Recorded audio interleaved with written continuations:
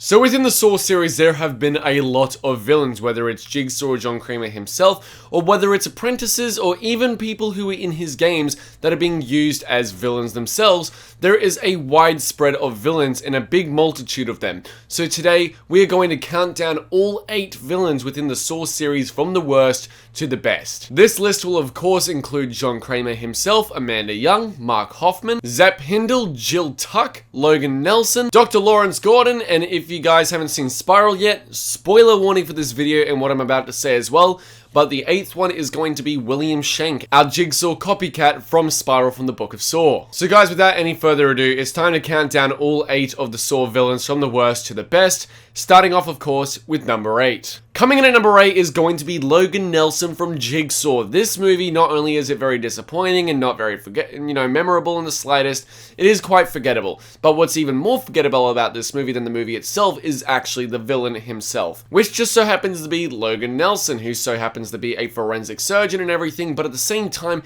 he has a personal motive of... what's the cop's name again? He has a personal motive and more or less a revenge sort of arc towards, Detective Halloran, because he ended up being responsible, technically, for the death of Logan's wife. Logan was actually an ex-Jigsaw victim who then became apprentice after Jigsaw ended up saving him because he found out that, he basically realized that he didn't deserve to be in a trap. He didn't deserve to be tested because of what was simply a mistake. Ended up mixing up the x-rays and the labels and everything that didn't catch Jigsaw's cancer in time. But the thing is that makes Logan Nelson so forgettable is that the reveal, not only is it not until the end trying to do the same thing of what the original Saw movie did, its scene is not nearly as iconic with the laser collar scene that is way too over the top and absolutely fucking ridiculous. But the fact of the matter is, he doesn't do anything that's particularly memorable in the movie besides, sort of just be a forensic on the little breadcrumb trail of this supposed Jigsaw killer or copycat. Is Jigsaw really alive? Is John Kramer risen from the dead? And he's sort of a suspect throughout the film. But the fact of the matter is, not only is he not particularly memorable in the slightest from not only his character arc in regards to his motivation, and he doesn't really do anything memorable throughout the film either, it's the fact that his character being the supposed Jigsaw apprentice that was brought in before everyone else, before Amanda, before Mark Hoffman and everything, makes him sort of, a big problem in regards to the timeline of the Saw series. Introducing this character as a Jigsaw apprentice one before all the others from this first game that happened 10 years ago in Jill Tuck's family barn, it kind of creates a massive issue for the Saw series. It kind of creates a massive issue in regards to the timeline as well as its continuity and its coherency. And for that, it's not necessarily the actor's fault. I think the actor is great. I just don't like the character whatsoever, and it provides many, many issues in regards to the Saw timeline that is completely unforgivable, and he's not particularly memorable either. Logan Nelson is a character I struggle to remember his name, whereas at least with all the other 7 characters on this list, they have something for me to actually remember them by. I actually find every single one of these other villains that I'm about to list memorable in their own unique way, whereas Logan, I struggle to even remember his name half the time. Coming in at number 7, a lot of you are probably going to be annoyed at me by this, but Dr. Lawrence Gordon, for the reason that in the original Saw movie, Dr. Lawrence Gordon, played brilliantly by Carrie Elways, was such a vital character. Being tested with his wife and his daughter being held at gunpoint by Zep Hindle and everything, and with that, he was a compelling character. He was a very compelling protagonist who all of a sudden became incredibly absent throughout the rest of the series. But they decided to bookend it by having not only Dr. Gordon return at the end, of the series in 2010 with Saw 3D, but also they kind of just threw in at the last minute that he's been helping Jigsaw this entire time with absolutely no development, without any explanation, without any sort of, predetermined development for the character in the sense of hinting at him maybe being, this person that's been helping out this entire time.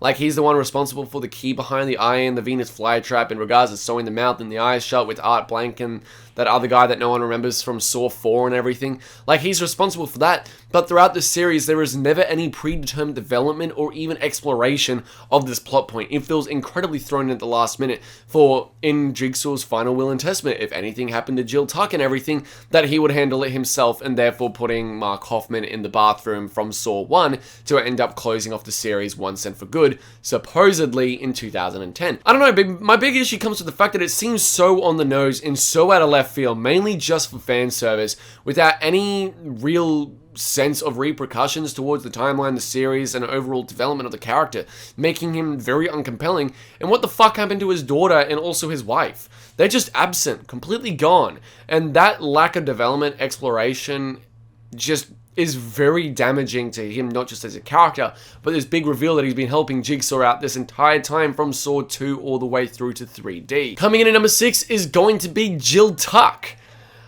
I have a feeling a lot of other people are going to be mad at me for this. By no means do I have anything against the actress. I don't think the actress is very talented, but she seems like a lovely woman. I don't think she's very good in the role. I don't think she can act for shit. But I do think that she is a lovely woman. I've watched press junkets, I've seen Q&As with her and everything, and she seems so lovely. She seems so fucking nice. And, you know, Jill Tuck is a very temperamental character within the series. I love the development that is provided in regards to her with John Kramer and their relationship, being husband and wife, how they lost Gideon in regards to Cecil's accidentally slamming the door into her stomach, forcing her to have a miscarriage and everything in Saw 4.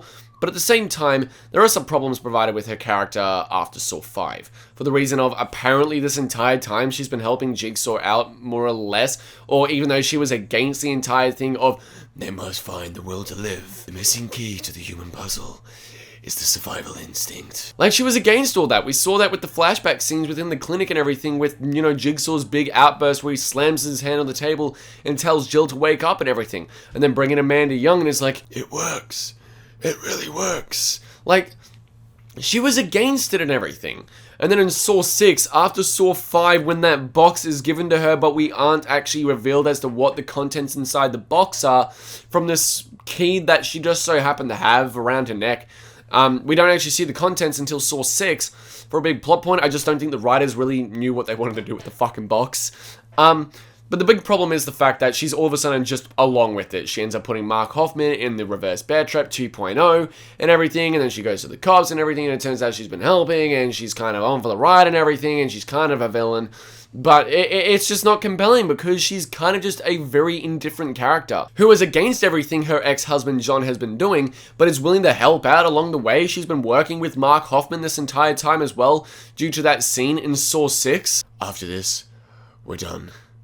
We never speak again. Like, it just doesn't make sense. She's a very indifferent character that doesn't necessarily know what she wants, doesn't know where she stands in regards to Jigsaw's motives, and therefore making her a very confusing, conflicted character. Although I love the relationship between her and John Kramer, I really don't like her as a villain. Coming in at number 5 is going to be Zep Hindle from the original Saw film. Also, just so you know, from an early script of the original Saw film, Adam, when he's searching Zep in the bathroom and everything at the very end of the film, he finds his driver's license, and it's revealed that Zep's real name is Shepard Hindle.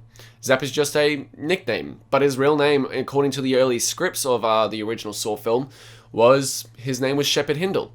Just a little tidbit for you guys. But the thing is, I really like Zep Hindle for the most part. I think he's a compelling character. I think a lot of the stuff that is provided in regards to his menacing presence throughout Saw, how he hides in the closet and everything, to take Dr. Gordon's daughter and then kidnap his wife, hold them at gunpoint, tie them up and everything. He does provide a very menacing presence. And throughout the film, I think the actor who played Zep, I can't remember his name, does such an amazing job throughout the film that you do question if he is the Jigsaw killer or if he's not in the, you know, when you watch it for the first time. And even then on rewatches a couple times, you're like, is he really? Is he not? And everything. Like, you still question that. And I think a lot of that is provided through the actor's performance, but not only that, the way that they write the character. I think Zep is really compelling in the sense of being a villain, and I really wish they did more with him along the lines after Saw 1. I know he died and everything, but there was a part of me that wishes they didn't, because there could have been a big chance for him to team up with John rather than him just being a part of a test. He has his own test to do and everything in regards to putting them in the traps and everything, and then holding Dr. Gordon's wife and daughter at gunpoint and everything. I think it is really cool. The only problem is the lack of screen time, the lack of motivation besides being in a test. The reason to why he's being tested has kind of been frowned upon the entire time. Like, a lot of people don't even know why he's being tested and why Jigsaw has chosen him to, you know, play out this plan in regards to this particular test and everything. The reason why he wants him to hold Dr. Gordon's wife at gunpoint. While I think it's an interesting concept and I think it's really cool, I just don't think there's enough of it. I think there was more exploration that could have been provided to the character to make him more compelling in the sense of being a villain type character. I don't know, although I really like Zep and everything, I wanted to see more. Not only that, the iconic Saw theme is literally titled Hello Zep. I just wish there was more there. I think he could have been a really good Jigsaw apprentice to go on throughout the movies, along with like Amanda Young, Mark Hoffman, and everything. But there wasn't enough there. He was killed off a little too early and everything, and so on and so on. I still really like it though. I just wish there was more, and that's the reason why it's at number 5. It's just kind of right in the middle. At number 4, oh boy, a lot of you are going to be really upset with this choice, because a lot of you really, really love this character. You love this character as a villain. But at number 4, I actually have Detective Mark Hoffman. I am fully aware that a lot of people really love Detective Mark Hoffman throughout the Saw movies, and I really like him as well. I think Costas Mandylor is fantastic in the role, and I think that what they do with the character for the most part is really, really awesome and really deep. The problems I have with him to why he's at number 4 rather than being at like 3, 2, or 1 in the top 3 more or less is for the reason that he kind of is a hypocrite. For the reason of, you know, he makes a jigsaw trap for, Seth Baxter and everything, rigs it, kills him, blah, blah, blah, because he was the one responsible for killing Mark Hoffman's sister. He wanted revenge, wanted to get back at him, made it out to be a jigsaw trap. And with all that said, he didn't really want people to be murderers. He didn't want Seth Baxter to live because he was a murderer. He murdered his sister and everything. But in Saw 6 and Saw 3D, he goes on this psychopathic killer route that is not true to the character at all. That kind of derails his motivation and who he is. He rigs traps and everything, make him out to be the hero, such as Strum's death in regards to Saw 5, or even then his test with the water cube at the beginning of Saw 5. He would rig traps to make sure that they were unwinnable. And therefore, he goes against everything involving Seth Baxter. Seth Baxter would kill people in cold blood. And I understand why, you know, he rigged the trap for Seth Baxter with the pendulum. But in the sense of every other trap in regards to Jigsaw victims, why they've been chosen in their test, he would rig them and everything to make sure that they couldn't get out. He was like Amanda Young in that case. And I've never been a fan of that. But in regards to Amanda Young, I can understand that. Especially with how broken she is. She thinks that they just don't deserve to live. That they don't deserve a second chance. With Mark Hoffman, he more or less goes against every single bit of motive and his characteristics completely within Saw 6 onwards, by being a slasher psychopathic killer, walking around a police precinct and just stabbing people, snapping their necks. He would end up using a woman as a meat shield and then end up shanking, Lindsay Perez over and over again, slicing Erickson's throat and everything, burning down the building and everything to get rid of evidence. Like, I understand the evidence part, but killing people in cold blood and everything, making sure that they couldn't survive, that goes against everything that Hoffman stood for in the sense of what Seth Baxter did for him. It's the same sort of thing, and it's very conflicting in the sense of it is very hypocritical. I understand that it's more or less a representation of Mark Hoffman was not worthy to take up the pedestal of the new Jigsaw killer. I completely understand that. But in the sense of him becoming a psychopathic killer, it goes against every little bit of motive that he had in regards to Seth Baxter and his reasoning for killing him besides a personal family motive. It's just, I don't know, I've never really liked it, although I love the character of Hoffman. I really do. As a villain, though, I think he's kind of indifferent. Once again, I think he's just kind of right in the middle, where I'm just like, he's just okay as a villain, but as a character, for the most part, he's fine besides that sort of contradictory, hypocritical motive. At number 3, spoilers for Spiral from the Book of Saw, by the way, guys, but I'm going to have Detective William Schenk. The reason why I love William Schenk so much is the reason that there is a proper personal motive. There is a means to why he does this. Detective Pete Dunley ended up killing his father in cold blood, even though he was willing to work on, testify on the witness stand and everything, because they were working under Section 8 back in the day, the cops were at least.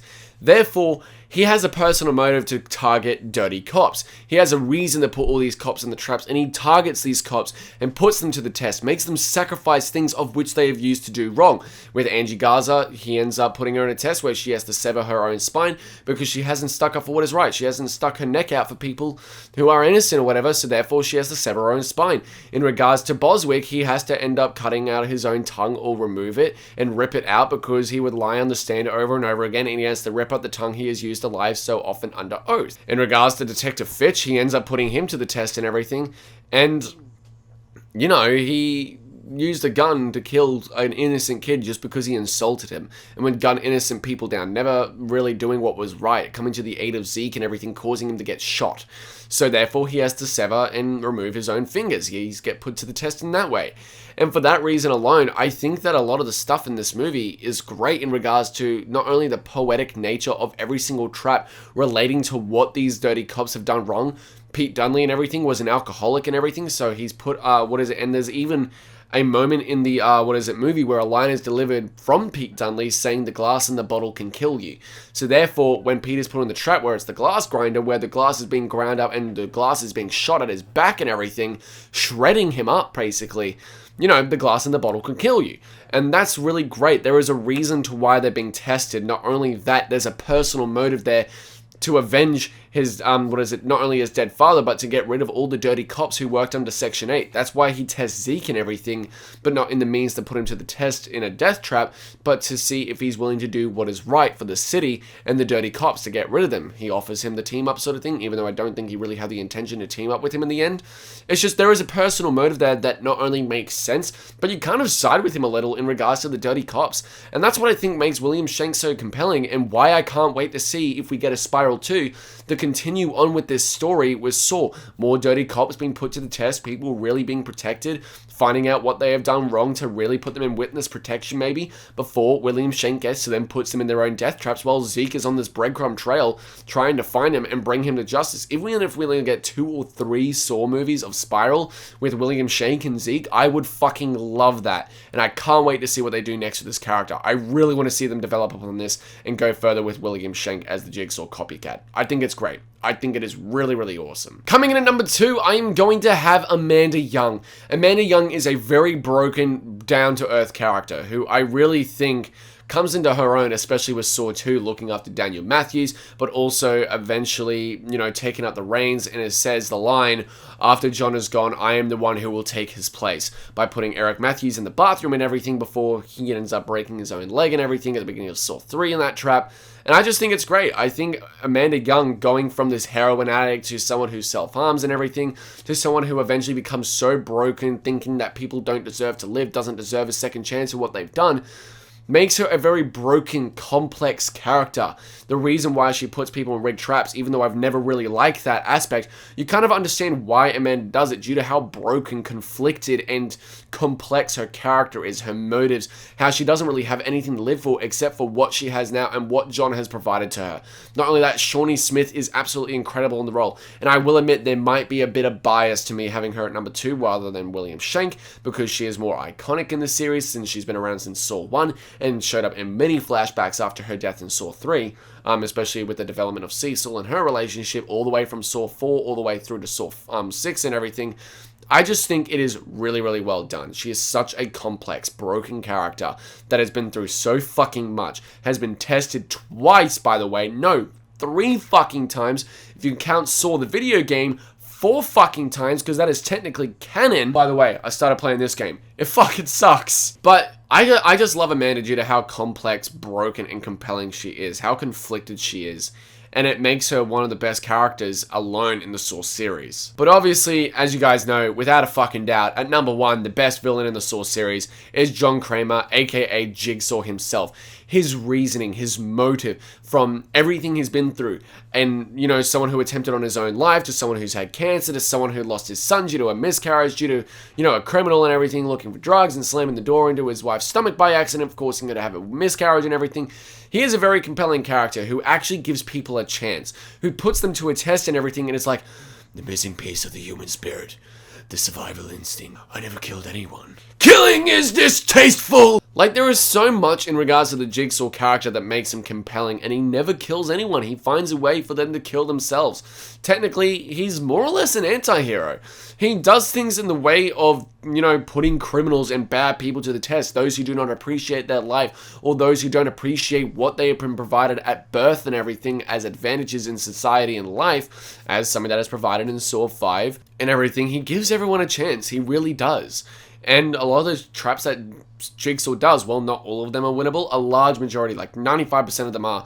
And they all relate to the tests that they are provided in regards to the crime or what they have done that is wrong for their reasoning to put them in the test. And that's what makes him so compelling. Not only does he have a motive, he learned through his own actions his motive. He learned through his own actions the motive to help people find that in themselves, to appreciate life again. And Jigsaw, for that reason, this is why Jigsaw is my favorite movie villain of all time. My favorite horror villain, my favorite movie villain. I fucking love Jigsaw for the reason of he has a clear motive. He's been through stuff and he uses his own personal experience and what he has been through to his motive to then test other people, to hopefully have them see eye to eye and go through the same fucking level of trauma and, you know, facing death. You don't truly appreciate life and what you have until you are faced with death, the survival instinct. And that's why I love Jigsaw so much. I love John Kramer. I love Tobin Bell in the role. I would love to fucking meet him one day. Honestly, Jigsaw's my favorite movie villain of all time. Fight me on that. Whoa! What the fuck is that? The tool that's gonna save your life.